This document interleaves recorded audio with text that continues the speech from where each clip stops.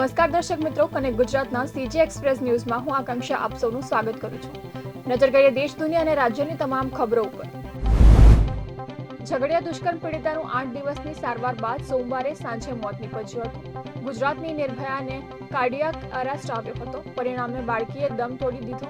મોડી રાત્રે 2 વાગ્યાની આસપાસ બાળકીના મૃતદેહનું પોસ્ટમોર્ટમ પૂર્ણ થતાં પોલીસના ચુસ્ત બંદોબસ્ત વચ્ચે માસૂમના પાર્થિવ દેહને ઝારખંડ રવાના કરવામાં આવ્યો હતો. ગુજરાતમાં હવામાન વિભાગની આગાહી અનુસાર હજુ આગામી 5 દિવસ વાતાવરણમાં ભેજ યથાવત રહેશે, જ્યારે 26 થી 28 ડિસેમ્બર દરમિયાન કચ્છ, ઉત્તર ગુજરાત અને દક્ષિણ ગુજરાતમાં વરસાદની શક્યતા છે.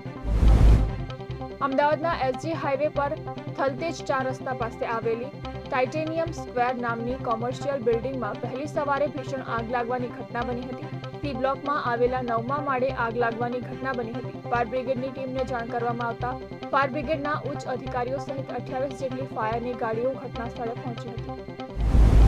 ગુજરાતના 3 રાજ્યો જમ્મુ કાશ્મીર, હિમાચલ પ્રદેશ અને ઉત્તરાખંડમાં હિમવર્ષા ચાલુ છે. હિમાચલમાં હિમવર્ષાના કારણે 2 રાષ્ટ્રીય ધોરીમાર્ગો સહિત 30 રસ્તાઓ બંધ થઈ ગયા છે.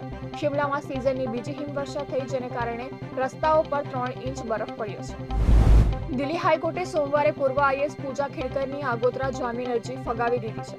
પૂજા પર યુપીએસસી પરીક્ષામાં છેતરપિંડી કરવાનો અને ઓબીસી અને ડિસેબિલિટી ક્વોટાનો અન્યાયથી લાભ લેવાનો આરોપ છે.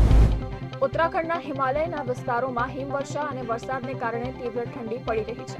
ઘણી જગ્યાએ તાપમાન -10 ડિગ્રીથી નીચે પહોંચી ગયું છે.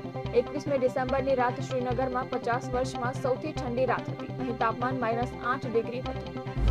અમેરિકી રાષ્ટ્રપતિ જો બાઇડન તેમનો કાર્યકાળ પૂર્ણ થવાના થોડા દિવસો પહેલા જ 37 લોકોની મૃત્યુદંડની સજાને આજીવન કેદમાં ફેરવી દીધી છે. વ્હાઇટ હાઉસે સોમવારે આ અંગે એક નિવેદનપત્ર બહાર પાડ્યું હતું. આ 37 લોકોમાં કાયદા અમલીકરણ અધિકારીઓ, કિશોરો અને કેટલાક અન્ય કેદીઓનો સમાવેશ થાય છે. અમેરિકાના નવા ચૂંટાયેલા રાષ્ટ્રપતિ ડોનાલ્ડ ટ્રમ્પે ભારતીય અમેરિકન મૂડીવાદી શ્રી રામ કૃષ્ણનને આર્ટિફિશિયલ ઇન્ટેલિજન્સ પર વરિષ્ઠ નીતિ સલાહકાર તરીકે નિયુક્તિ કરવાનો નિર્ણય લીધો છે. ભારતીય પેરેલલ સિનેમામાં નવો ચીલો ચાતરનારા દિગ્ગજ ફિલ્મમેકર શ્યામ બેનેગલનું 90 વર્ષની જેફ વયે અવસાન થયું છે.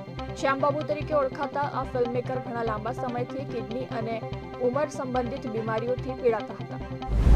પૂર્વ ભારતીય ક્રિકેટર વિનોદ કાંબલીની તબિયત લથડી છે. તેની હાલત ખૂબ જ ગંભીર હોવાનું જાણવામાં આવી રહ્યું છે, જેને કારણે તેને થાણેની હોસ્પિટલમાં દાખલ કરવામાં આવ્યો છે. હાલ તેની હાલત સ્થિર છે, પરંતુ હજુ પણ ચિંતાજનક છે.